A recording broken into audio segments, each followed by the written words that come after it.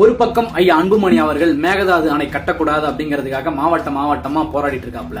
மறுபக்கம் சமூக வலைதளங்கள் முழுக்க பரவலாக பேசப்படுற கிழவரப்பள்ளி அணையில இருந்து வெளியேற ரசாயனம் கலந்த தண்ணீரால வர பிரச்சனை. இது எல்லாத்தையும் பேசுறதுக்கு முன்னாடி ஒரே ஒரு நிமிஷம், நீங்க சீமானை ஆதரிக்கலாம், சீமானை எதிர்க்கலாம், சீமானுடைய கொள்கை கோட்பாடு உங்களுக்கு பிடிக்காம போலாம், இல்ல சீமானே உங்களுக்கு பிடிக்காம போலாம். ஆனா அதுக்கு முன்னாடி இவர் பேசுறத ஜஸ்ட் ஒரு 30 செகண்ட்ஸ் மட்டும் கேளுங்களேன். தண்ணி திறக்கலாம் பாரு, நல்லா பாரு.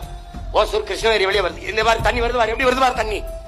பாரு, இத பாத்துட்டு உனக்கு உறக்கம் வந்துருச்சுன்னா நான் ஓட்டு கட்டு வரலடா, போடா நான் வீட்டு போயிருந்தேன் பாரு. இது தண்ணியான் முறையாடா, சோப்பா இது சோப்பு நினைக்கிறா? இல்லை, ஆலை கழிவு. கர்நாடகால என்ன பண்றான், எல்லா நச்ச ஆலைகளின் கழிவையும் அப்படியே வச்சிருக்கான். காவிரியில் அவன் திறக்கும் போது திறந்து விட்டுறான்டா, தண்ணியோட வந்துறான். தண்ணி நிலத்துல வாயுது, இது நஞ்சு. விளையுது என்னவா விளையும்? நஞ்சா.